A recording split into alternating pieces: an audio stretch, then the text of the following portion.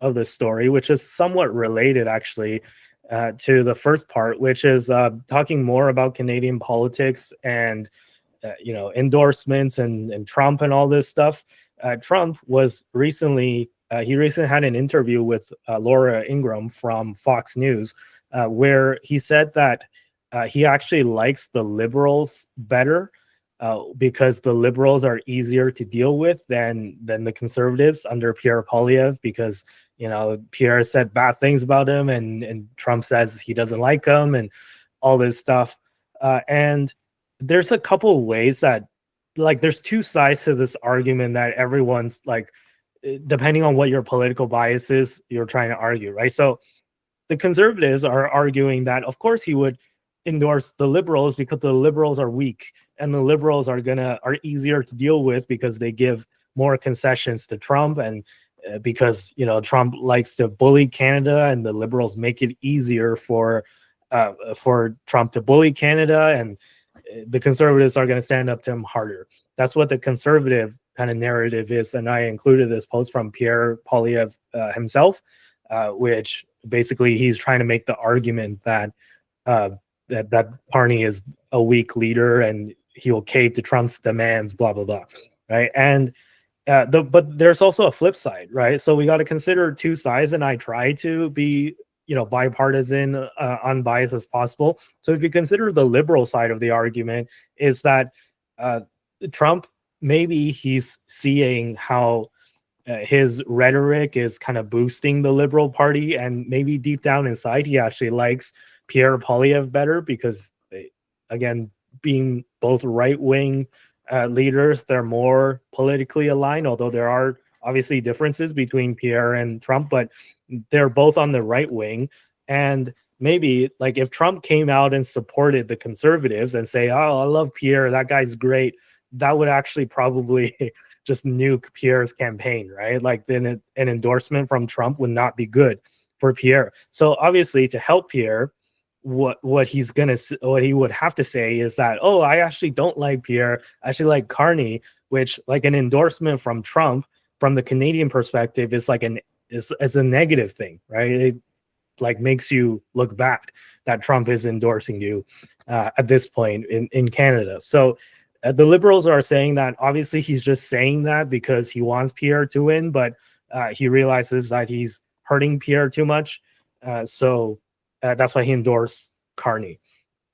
And even like the word endorse, maybe that's up to debate, because all he said was the liberals are easier to deal with. So is that really an endorsement, or is it not an endorsement? It's just, I don't know. Like, is Trump playing like 4D chess or something? Like, what is there a plan, or does he just not care? Is this what he actually thinks? What do you guys think? Is this like part of a plan to kind of try and cap the liberals before they rise up too much, or is it genuinely how he feels? What do you think? I don't think Trump is playing 4D chess. I don't think he gives enough shits about Canada to bother playing 4D chess. That's kind of the vibe I get. I feel like he's just kind of saying basically whatever. Maybe he is saying that he likes the liberals because he thinks they're easier to walk all over, and that's just like pure and simple as far as his thought process has gone. I don't think this is a situation where Trump is going, wow, I've got to help out Pierre Poilievre because I like him better. I'm gonna go say something good. I'm gonna go say I like the liberals better so that the conservatives do better. I just don't think that. I don't think Trump is giving this sufficient thought to come up with a 4D chess plan to get Canada in a spot where he wants it. I just find it really hard to believe that he actually like cares enough about Canada's politics to really make a serious effort to 4D chess us. But maybe he's just giga brain, and he's like, if I do this, the conservatives will get in power. If I do that, the liberals will get in power, and I honestly, like, what, depending on what his goals are, he benefits either way from whoever is in power. Like if his goal is to be working with Canada, probably the Conservatives are more appealing because they'd be more politically aligned. If his goal is to annex Canada, then maybe he thinks that it'll be easier under a Liberal leader where he can bully them more. And Liberal leader, given the past performance of the Liberals, they've been doing such a piss poor job of it that maybe he thinks that that'll make it easier to convince Canadians to join the US.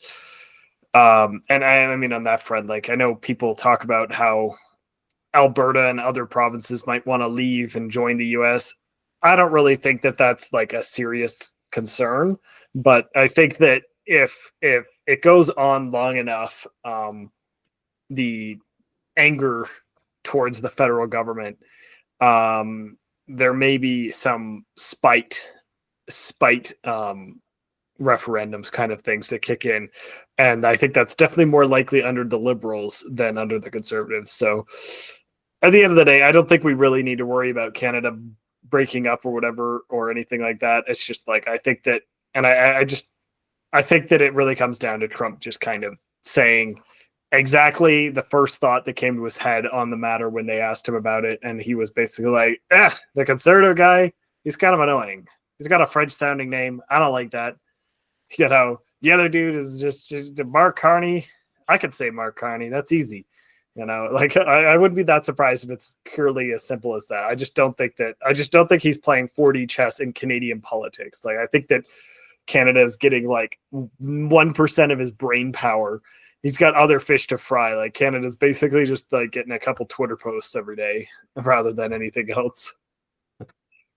I'm probably exaggerating a little on the 1%, but yes. Well, like I agree with you to an extent, maybe, but also I think, I don't know, it's hard for me to just analyze the situation as well, because I've heard the narratives all the way back in 2016 how like Trump is just like a loose cannon. He's a reckless idiot who just like says things without thinking, and to an extent some of it that's true, but I think that to get elected president and to make the historic comeback after being just persecuted, lawfare, all this stuff for 4 years when he wasn't president, and then to make the comeback, like he is his like political kind of mind is pretty sharp, I would say.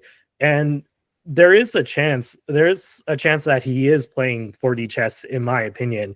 Now, maybe this is getting too deep down the rabbit hole, but I've heard a theory where maybe all of this from the very beginning was planned, where he actually wants to get the Liberals back in charge so that the Liberals, once they get elected for 4 years, they can wreck the country. And then either, depending on how bad the Liberals wreck the country, maybe if the Liberals wreck the country enough where we hyperinflate the currency and we go the way of Weimar Germany, then Canada will be like much easier to be absorbed in the US. Even if that's not possible, let's just say that Carney gets in and then he has to kiss up to Quebec because the Bloc Québécois has like a lot of power and he needs their support because maybe he has a minority government and all that stuff. So he needs to kiss up to to Quebec, where he gives Quebec a bunch of benefits that only apply to Quebec. And then that's going to really piss off people in Alberta. And then Alberta might, as you said, Tristan, they might want to do a referendum to separate from the rest of Canada. And even if they don't want to join the United States, even if they just want to separate from the rest of Canada, I think that, Alberta, if they were to separate from the rest of Canada, it probably wouldn't exist as an independent country for a very long time. It would probably eventually get absorbed into the US if that was the case. So, I don't know, maybe this is like a long-term 5 to 10 year plan. Even though if he's not going to be president in 4 years, maybe, in another 4 years, we'll see a JD Vance presidency, and then he could carry on like kind of the manifest destiny vision, right? So I don't know, what do you guys think of this like rabbit hole theory? I know this is like getting really deep down inside of it, and I don't want to seem like I'm a guy that's like pushing conspiracy theories and all that stuff, but like I'm just tossing that idea out there, right? I'm not saying that any of this is going to happen, and I'm not saying that this is what's going on, but what do you guys think?